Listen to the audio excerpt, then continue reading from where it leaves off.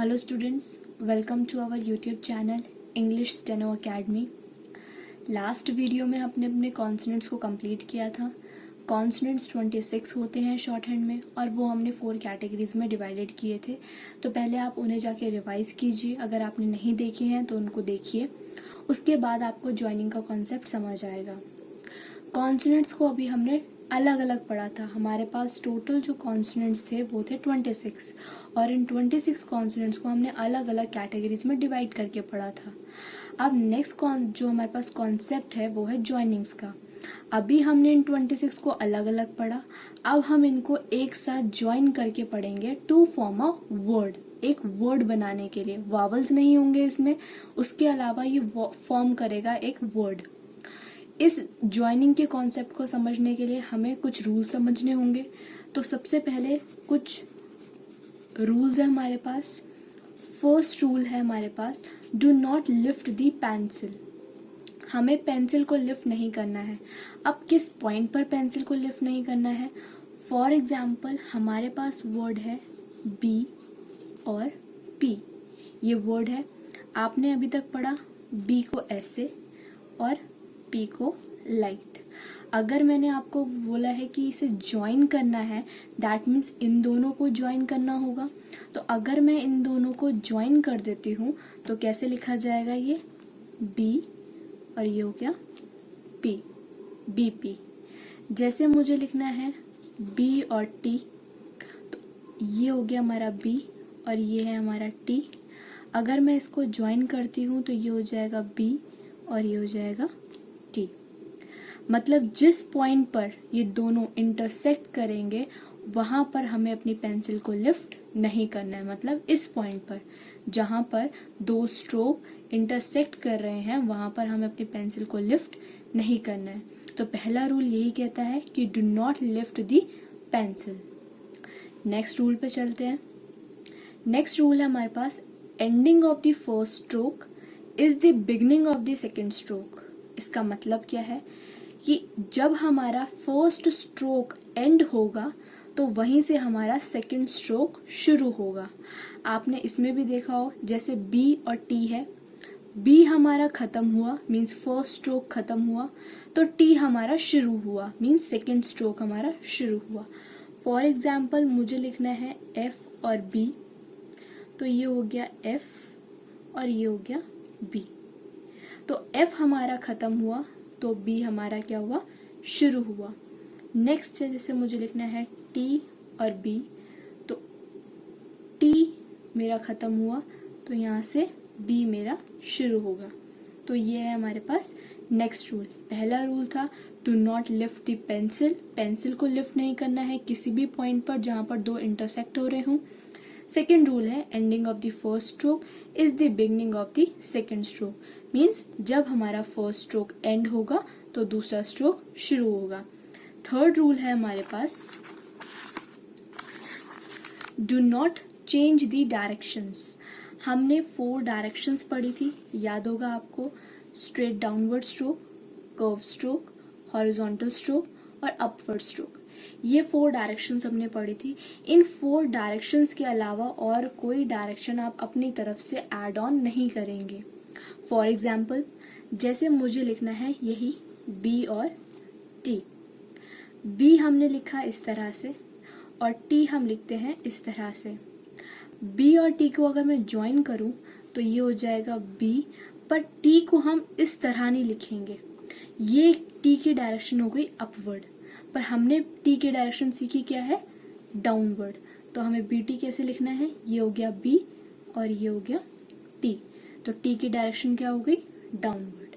तो हमें यहाँ पर डायरेक्शन को चेंज नहीं करना है।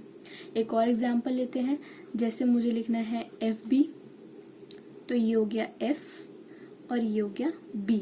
अब बी की डायरेक्शन डाउनवर्ड होती है इसलिए हमने डाउनवर्ड बनाई। आप इसको ऐसे नहीं करेंगे, एफ तो आप ऐसे लिखा और बी को हमने इस तरह लिख दिया। ये डायरेक्शन हो गई अपवर्ड, तो ये डायरेक्शन नहीं होती बी की डायरेक्शन होती है डाउनवर्ड। तो do not change the directions, जितनी भी डायरेक्शंस हैं उसे आप चेंज नहीं करेंगे। नेक्स्ट और लास्ट रूल है, हॉरिजॉन्टल स्ट्रोक के बाद अगर आपका कोई भी डाउनवर्ड स्ट्रोक आता है तो इस हॉरिजॉन्टल स्ट्रोक को अबव द लाइन लिखते हैं। हॉरिजॉन्टल स्ट्रोक्स हमारे पास कौन कौन से थे? के, जी, एम, एन और एन जी, ये हमारे पास हॉरिजॉन्टल स्ट्रोक्स थे। डाउनवर्ड स्ट्रोक कौन कौन से थे हमारे पास? यहाँ मैं स्ट्रेट डाउनवर्ड की बात नहीं कर रही हूँ, यहाँ मैंने सिर्फ डाउनवर्ड स्ट्रोक्स लिखे हैं। अब डाउनवर्ड स्ट्रोक्स में हमारे पास कर्व स्ट्रोक्स भी इंक्लूड होते हैं, तो पी, बी, टी, डी, च, ज, उसके बाद सारे कर्व स्ट्रोक्स भी आएंगे इसके अंदर। जितने भी डाउनवर्ड स्ट्रोक्स हैं सारे आएंगे, जैसे एफ, वी, एस, जेड, इथ, थी, जेड एच, एस एच, सारे स्ट्रोक्स कवर होंगे। जितने भी डाउनवर्ड स्ट्रोक्स होते हैं एच और आर भी कवर होगा इसके अंदर। तो हॉरिजॉन्टल स्ट्रोक के अंदर अगर आपका कभी भी हॉरिजॉन्टल स्ट्रोक के बाद डाउनवर्ड स्ट्रोक आता है तो इस हॉरिजॉन्टल स्ट्रोक को आप अबव द लाइन लिखेंगे। अभी तक हमने जो कॉन्सोनेंट्स की प्रैक्टिस की थी उसमें हमने ये जो हॉरिजॉन्टल स्ट्रोक्स थे इनको हमने लाइन पर लिखा था, हॉरिजॉन्टली लिखा था। अब रूल कहता है कि अगर डाउनवर्ड स्ट्रोक होगा और उससे पहले हॉरिजॉन्टल स्ट्रोक होगा तो उसे हमें अबव द लाइन लिखना है। अब इसका एग्जाम्पल देखते हैं। जैसे मुझे वर्ड लिखना है के और डी। के हमारा हॉरिजॉन्टल स्ट्रोक है, डी हमारा डाउनवर्ड स्ट्रोक है। तो रूल के मुताबिक हॉरिजॉन्टल कहाँ आएगा? Above the line. तो मैं इसे ऐसे लिखूंगी, ना कि इसे ऐसे लिखूंगी। ये नहीं लिखा जाएगा, ये लिखा जाएगा। अगर हमने ये रूल ना पढ़ा होता तो ये करेक्ट था, बट अब हमने ये रूल पढ़ लिया है तो इसलिए ये फॉर्म इसकी करेक्ट है। फॉर एग्जाम्पल, जैसे मुझे लिखना है जी और पी, तो जी ये हो गया, पी ये हो गया। क्या ये करेक्ट है? नहीं, क्योंकि जी हमारा हॉरिजॉन्टल स्ट्रोक है, पी हमारा डाउनवर्ड स्ट्रोक है, तो ये करेक्ट फॉर्म नहीं है। इस रूल के अकॉर्डिंग जी और पी ये इस तरह बनेगा। तो ये हमारे पास 4 रूल्स थे ज्वाइनिंग के। इन्हें आप अच्छे से पढ़ें। कुछ नहीं समझ आता है तो कमेंट सेक्शन पे ज़रूर बताएं। इसके बाद कुछ एग्जाम्पल्स हैं जो आपको क्लैरिटी देंगे कि ज्वाइनिंग्स करते कैसे हैं। ये तो जस्ट रूल्स के अकॉर्डिंग मैंने आपको कुछ छोटे से एग्जाम्पल्स दिए थे। अब हमारे पास कुछ एग्जाम्पल्स हैं तो हम उसे करते हैं। पहला है मेरे पास डी और टी एच, ये 2 स्ट्रोक्स हैं, इनको मुझे ज्वाइन करना है। डी को हम बनाते हैं इस तरह से, यहाँ पर ये इथ है तो इथ को हम लाइट बनाते हैं। जब मैं इसे ज्वाइन करूंगी तो ये हो जाएगा डी और थ। अब यहाँ पे सारे रूल्स फॉलो हो रहे हैं। हमने पेंसिल को लिफ्ट नहीं करा इस पॉइंट ऑफ इंटरसेक्शन पे। सेकंड, हमारे फर्स्ट स्ट्रोक के बाद सेकंड स्ट्रोक शुरू हुआ, मतलब पहला स्ट्रोक एंड हुआ तो दूसरा स्ट्रोक शुरू हुआ। थर्ड, हमने कोई भी डायरेक्शन को चेंज नहीं करा। और फोर्थ रूल इसमें अभी आया नहीं है, उसका एग्जाम्पल आगे आएगा तो मैं आपको आगे बताऊंगी। नेक्स्ट है हमारे पास y और l। ये हो गया y और ये हो गया l। y हमारा इस तरह से लिखते हैं, l इस तरह से लिखा जाएगा। तो जहाँ पर ये l y खत्म होगा वहाँ से ये l शुरू होगा, तो करेक्ट फॉर्म है YL। नेक्स्ट है हमारे पास NPR। अब इसे ध्यान से देखिए, इसमें हमारा फोर्थ रूल लगेगा जो कहता है कि हॉरिजॉन्टल स्ट्रोक के बाद अगर हमारे पास डाउनवर्ड स्ट्रोक आता है तो उस हॉरिजॉन्टल स्ट्रोक को हम अबव द लाइन लिखते हैं। NPR, N के बाद जो P आ रहा है, N हमारा हॉरिजॉन्टल स्ट्रोक है, P हमारा डाउनवर्ड स्ट्रोक है, तो ये हो गया NP। अब आप सोच रहे होंगे यहाँ पे R कौन सा आएगा, तो मैंने ऊपर मेंशन किया है, अगर मैंने ये R लिखा है तो आप ये वाला R लिखेंगे डाउनवर्ड। अगर मैंने कैपिटल R लिखा है तो आप अपवर्ड R यूज करेंगे, तो यहाँ पर मैं अपवर्ड R यूज करूंगी इस तरह से। तो विदाउट लिफ्टिंग माई पेंसिल NPR। क्लियर? यहाँ पे हमारा फोर्थ रूल लगा है, इसको हम ऐसे नहीं लिखेंगे क्योंकि N हमारा हॉरिजॉन्टल है, P हमारा डाउनवर्ड स्ट्रोक है। नेक्स्ट है हमारे पास NF सेम इसमें भी वही रूल लगेगा। एन हमारा हॉरिजॉन्टल है, एफ हमारा डाउनवर्ड है, तो ये हो गया एन और ये हो गया F, N F. Next L K और एन जी, इंग, तो एल के और एन जी डार्क बनता है। अब एल हमारा अपवर्ड है तो हमने अपवर्ड बनाया, के हमारा हॉरिजॉन्टल आता है तो जहां हमारा एल खत्म हुआ वहीं से हम के को बनाएंगे और उसके बाद है एन जी। नेक्स्ट है हमारे पास N P L, again rule apply होगा, fourth rule, N P L. N हमारा हॉरिजॉन्टल है, पी हमारा डाउनवर्ड है, तो ये एन पी और एल। नेक्स्ट है R V N J. R यहाँ पे मेरा अपवर्ड यूज होगा। अपवर्ड क्यों यूज होगा मैंने यहाँ मेंशन करा है, जहाँ मैं कैपिटल आर लिखूंगी वहाँ आपको ये यूज करना है, जहाँ मैं स्मॉल आर लिख रही हूँ वहाँ पे आपको डाउनवर्ड आर यूज करना है। अभी तक हमने इनके कोई रूल्स नहीं पढ़े हैं आर के रिगार्डिंग, तो यहाँ पे मैंने इसलिए आपको क्लैरिफिकेशन के लिए कि कहाँ आपको अपवर्ड लिखना है कहाँ डाउनवर्ड लिखना है, इसलिए आपको ये कैपिटल और स्मॉल से बताया है। अदरवाइज आगे चल के हम इसके रूल्स पढ़ेंगे तो रूल से आपको समझ आएगा कहाँ पर कौन सा आर यूज होता है। Okay, next is R V N और जे, तो ये हो गया आर वी एन और जे। जे हमारे डाउनवर्ड डायरेक्शन है इसलिए मैंने डाउनवर्ड बनाया। नेक्स्ट है R M V L, downward R use होगा, आर एम वी एल।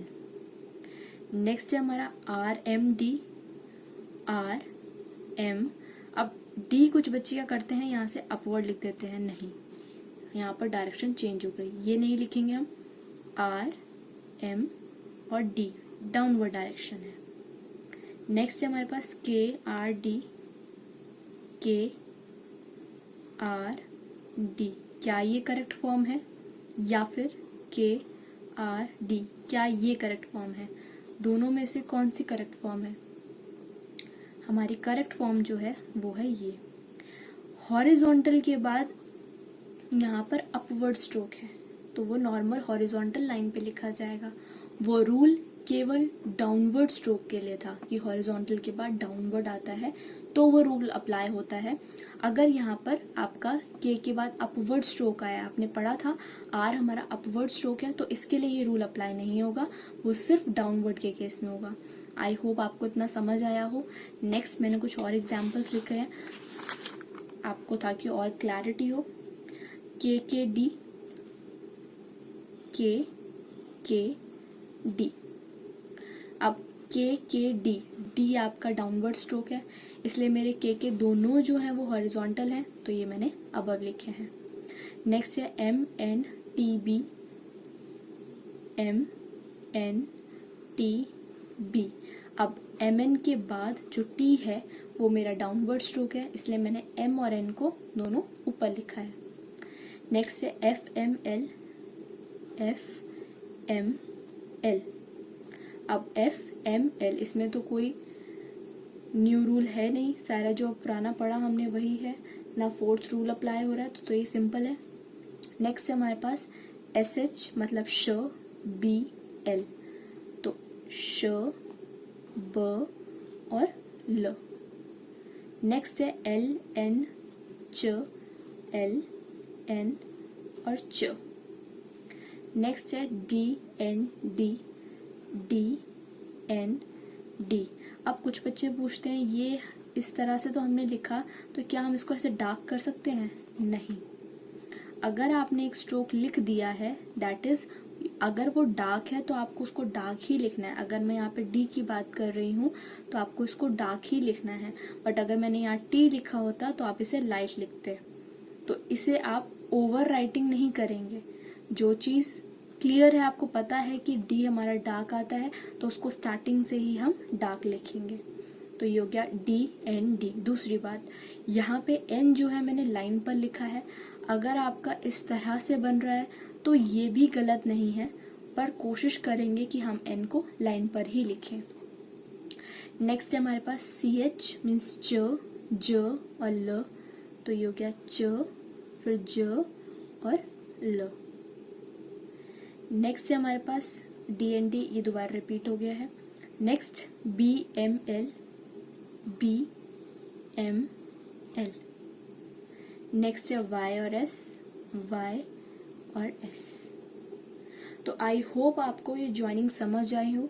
अगर आपको कोई भी डाउट हो तो आप कमेंट सेक्शन में ज़रूर बताएं, मैं आपको सॉल्यूशन ज़रूर दूंगी। अगर आपको कोई और ज्वाइनिंग के रिगार्डिंग कोई भी डाउट हो, ये तो मेरे कुछ एग्जांपल्स थे बुक में, अगर आप देखें कि आपको ये समझ नहीं आ रहा, कोई ज्वाइनिंग का पोर्शन नहीं समझ आ रहा, तो वो भी आप कमेंट सेक्शन पे ज़रूर बताएं।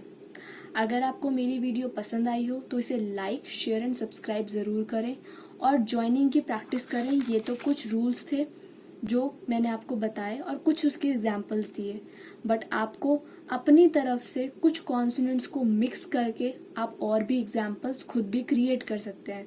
तो अगर आपसे क्रिएट होंगे तो वेल एंड गुड, आप उन्हें क्रिएट कीजिए और कोई भी डाउट हो तो ज़रूर पूछिए। Thank you very much.